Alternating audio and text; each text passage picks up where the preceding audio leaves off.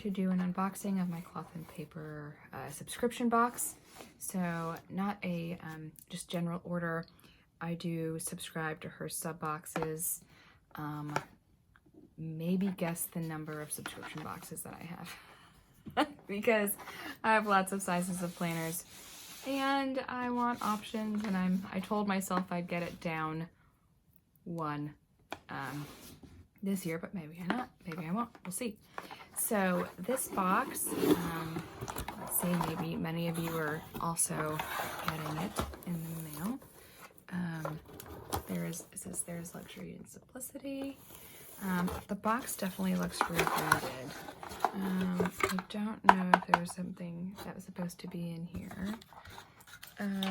But what was interesting and why I thought of filming was the color palette is very different from things that she's done in the past.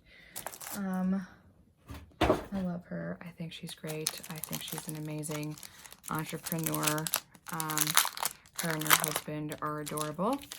Very cool team. Looks like this is the personal wide size. So if you're in the mood for trying out Cloth and Paper, I highly recommend it. I know that sub boxes could be, at times, feel like they're a little pricey, but they're really not when you break down what you're getting for the money. So yeah, this is in the personal wide, and I just so happen to have my personal wide sitting right here. So this is the planner. It's a Moterm planner, and I'm starting to set it up. I haven't yet done a flip of this one. I do want to, but it's set up currently and I'm playing around with it. So I was waiting for the subscription box to come to also finish that. So a few things. What I like to do, I store these items by like what they are in acrylic drawers. So I always know what type of inserts do I want. I go there. What type of dashboards do I want? I go there. Do I want a date card? Do I want something that's a little, you know, more motivating? And it makes it faster, but still leisurely. So I always get a little date card with it. And so here we have a couple cards. Create without boundaries. Love that. Cloth and Paper. It looks like we have square agenda belongs to. Okay, so a contact card for your planner. I like putting these with like ollie clips in the planner and then some like deco in front of it. Like, I don't know, I'll probably keep it like that, even though it's easier to see in person than on the camera. But I like those. This was neat. There's some things in here where, yeah, quick planning tools. Capture ideas quickly in your inbox, create a task timeline. She's very big on like just helping you use the tools and helping you be successful, which I can totally appreciate. So quick planning tools, and then an insert, which are nice because they're undated. One is a monthly admin. So you have a blank calendar that you can fill in, and then, let's see if it's focusing. Then you have the tasks, important dates, and then next month. I'll probably use something like this for like finance or pre-planning, but we'll see. And then a new weekly agenda. So you have weekly admin. So we'll see. The grid boxes are always nice to see how you would use it. It's a little bit of everything: tasks, habits, food, the week at a glance, and those are hefty sizes. So personal wide, monthly admin, and weekly admin. If you're looking for these independently on the site, I haven't checked to see if she has all of them available yet. I like this. Balance is not something you find, it's something you create. That is absolutely so true.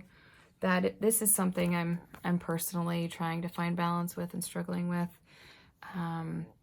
It's just there's only so much time in the day, and really trying to take care of yourself and know it's not selfish, and balance your work life, your personal life, your hobbies, taking care of yourself, hydrating, exercising, you name it.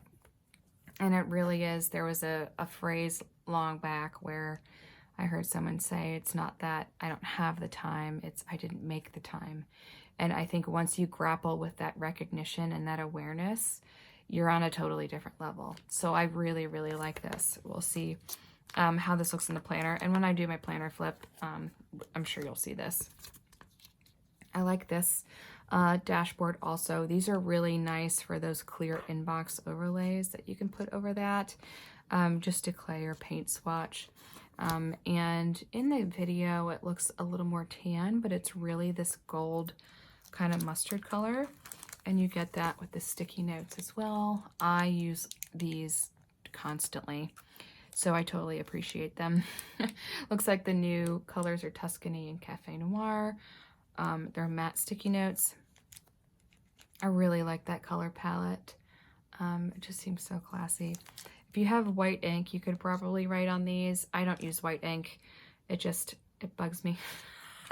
But I don't use it, but I'm sure many of you probably have really great white ink pens. I'm always admiring folks that use it. I don't. I just use it as page markers. And then here's another page marker just about a new year, and in between of what is past and what is ahead of us is a clean slate. So definitely appreciate that as well. And the last thing that we would see is this envelope. So the envelope is just, you know, a luxury and simplicity. We open that up and you can put anything in that and just keep it nice and neat and tidy. A nice work folio, very simple, still in the same color palette.